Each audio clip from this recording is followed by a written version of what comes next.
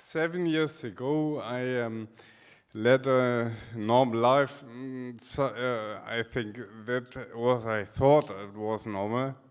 Uh, um, and then I was shocked because I got a diagnosis with ataxia. In Deutsch is ataxia. I don't know if you know it.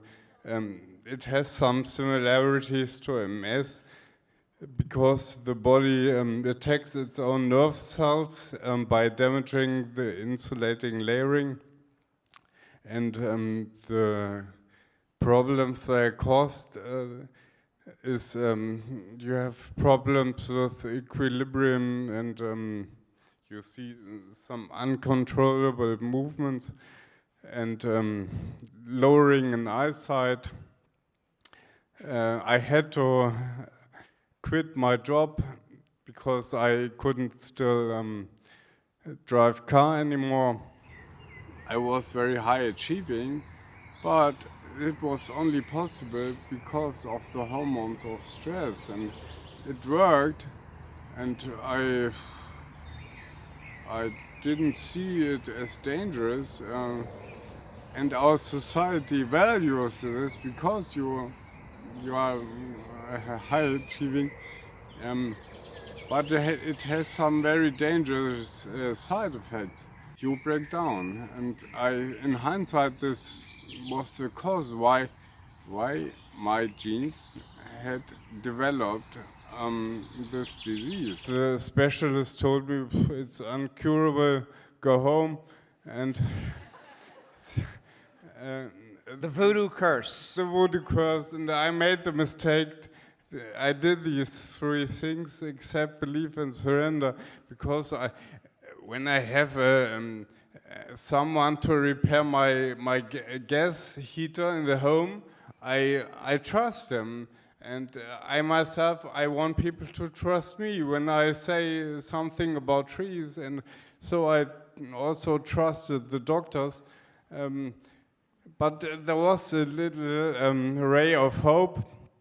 I had this thought, when the disease is caused by genes that had been quiet for decades, somehow it should be possible to shut them down again. But this was a more feeling or a distant emotion.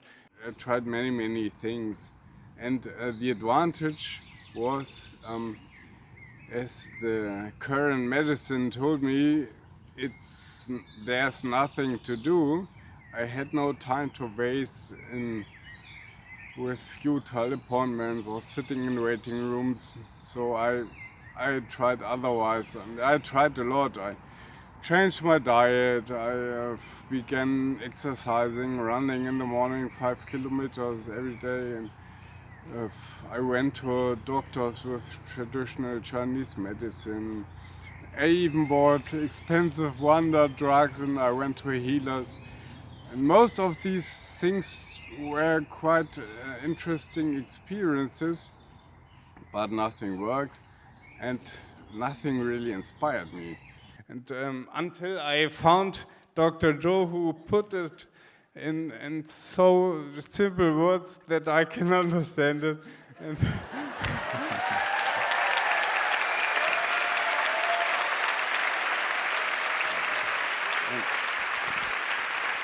I want you to think about this. Healthy, vibrant man climbs trees for a living. Physical, takes care of himself and his life. His livelihood, his job depends on his ability to move up and down trees and diagnose them. And now he has a diagnosis of ataxia. And with ataxia, the motor neurons in the body begin to malfunction. And so the side effect of that is what's called spastic paralysis. You start losing motor control, and you start getting involuntary movements or limitations. And then, of course, walking becomes difficult because there's a compromise between what's happening in the brain and the body. There's a disconnect.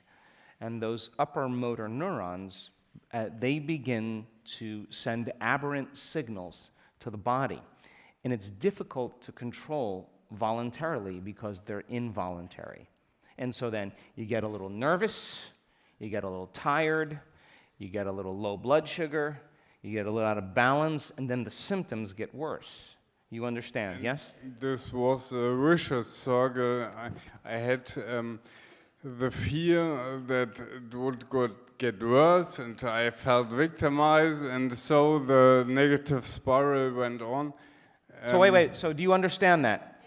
The fear and the sadness and everything that goes along with it are survival emotions.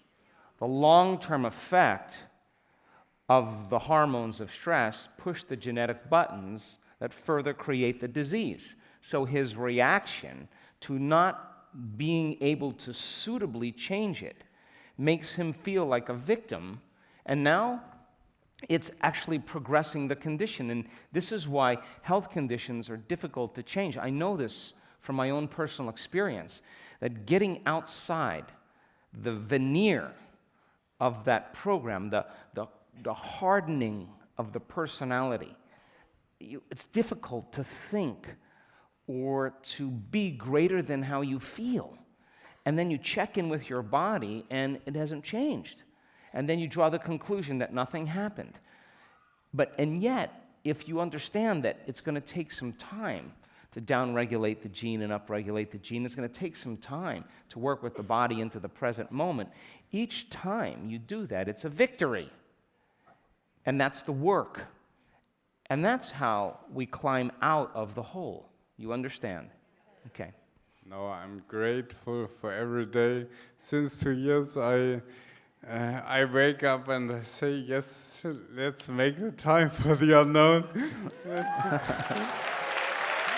Now, I have a few questions for you. You went to that challenge activity,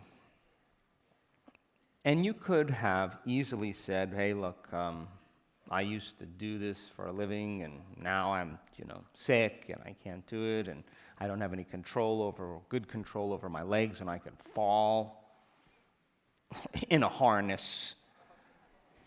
I have a fear of heights. My mother didn't love me. My shoes are too tight. I got the wrong shoes, Mercury's in retrograde, whatever. Whatever you come up with. But you did the challenge activity, yes? Yes, I did. And I'm very glad that your staff member Petra has She's an angel.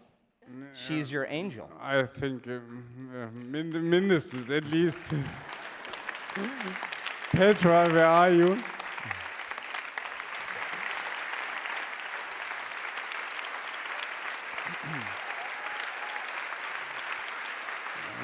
Petra helped me to take the first steps, and then I noticed, it works.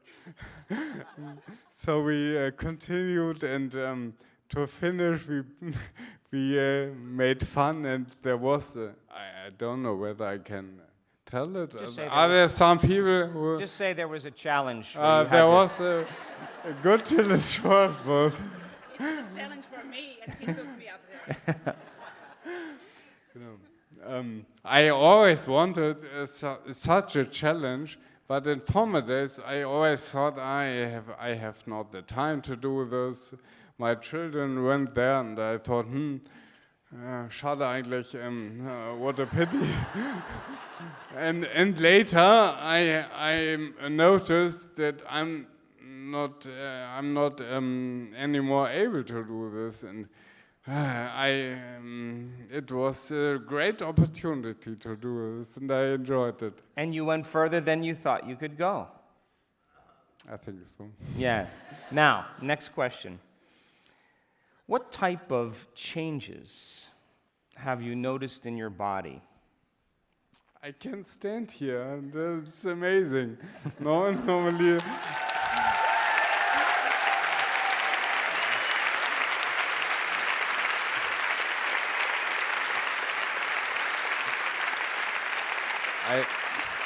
I don't know if you have seen me before. When I went to the workshop, I used the cane because it gave me some security. some safety. And yesterday in the walking meditation, I said to myself, my future self walks without cane.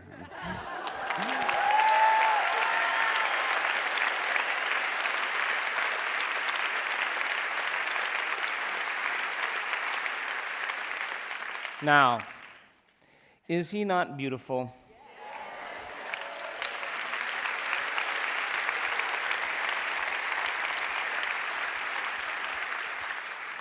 You think that I have to be concerned about whether he's going to do the work or not?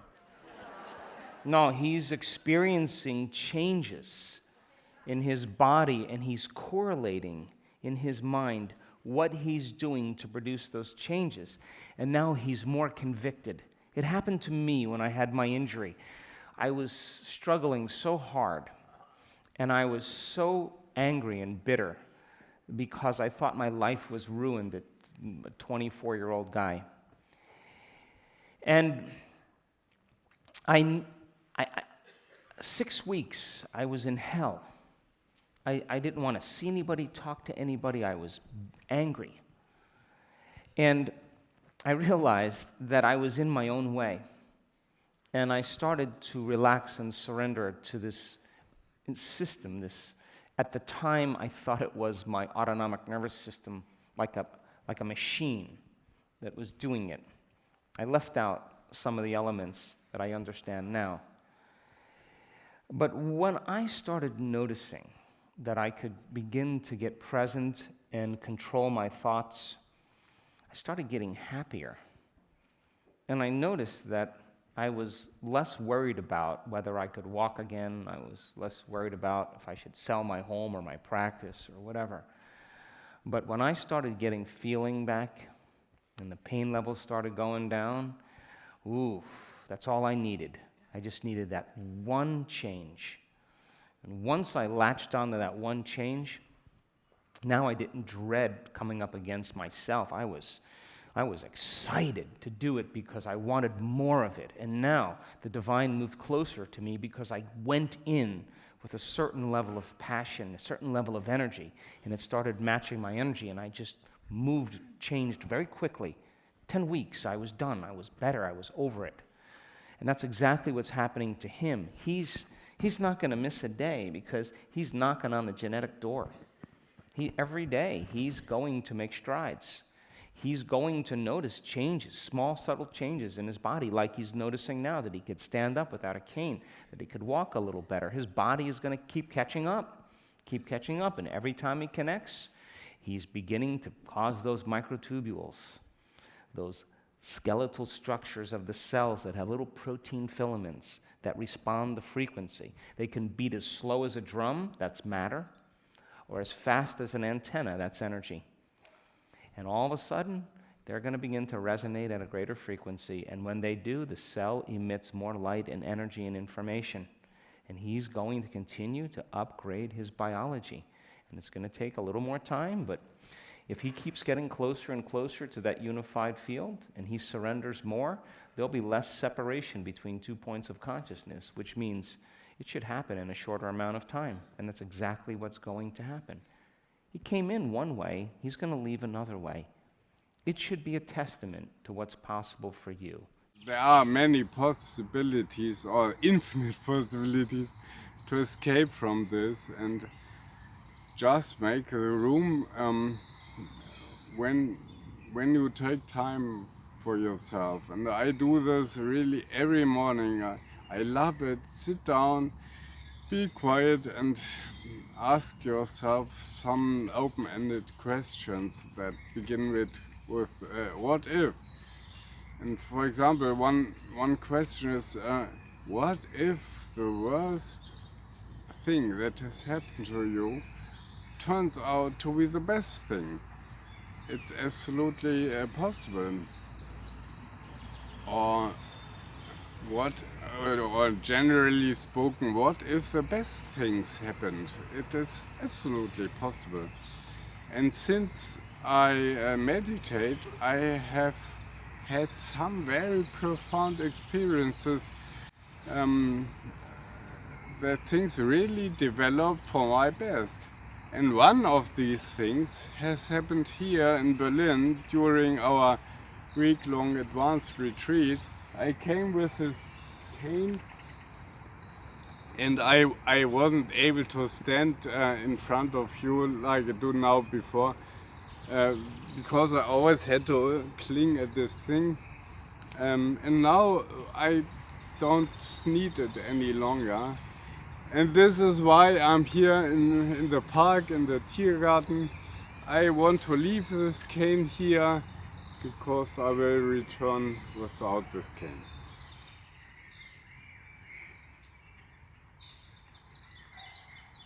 I'm still a bit unsure on my feet, but I know it will get better and better. I feel it. Perhaps our goal, our meaning of life is not to achieve something material. Perhaps it's something else. And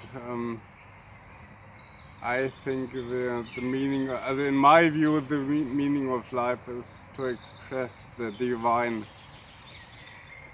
through all of us. Thank you.